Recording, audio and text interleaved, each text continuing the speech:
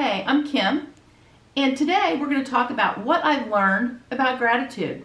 Did you know that there's actually been scientific studies done that show that people who are more grateful are healthier, they're more successful, and they're just happier?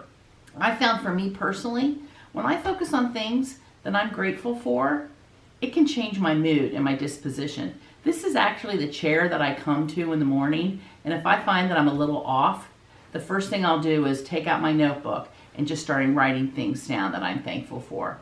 And being grateful, it helps us, you and me as adults. It's also good for kids. So, if being grateful is a character trait that we want to instill in our kids, and it's also good for them, how do we do it? How do we train our kids in being grateful? Well, the first thing we do is we model being grateful because they're watching us. Their behavior is affected by what we do. They do what we do. So, just something as simple as telling people thank you. When a server gives you good service in the restaurant, or even if it's not particularly good service, but they're giving you your food, say thank you. Say thanks to your kids.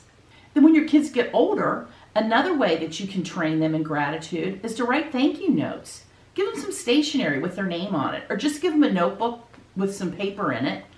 And when somebody is kind to them or helpful, help them write out a thank you note and send it to them.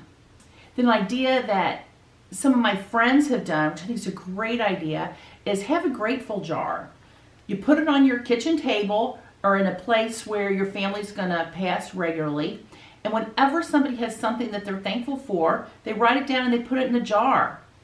Here at my house, my kids are thankful when I make pumpkin pie, so they would put that in the jar. It might be that you found a great parking spot in a crowded mall. It might be that you made a great grade on a test, or you had fun at a basketball game. And then as a family, pick a time where you're going to pull all of those things out of your grateful jar and celebrate.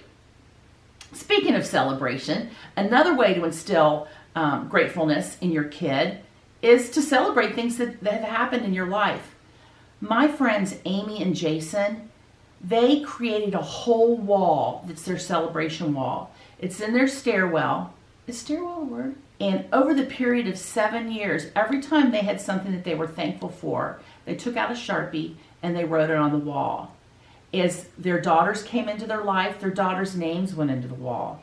Then as their daughters got older and they were able to write, they would write things that they were thankful for. And that was a reminder to Jason and Amy as well as their daughters every time they went up and down the stairs of being grateful. Another great way to train your kids in being grateful is to serve.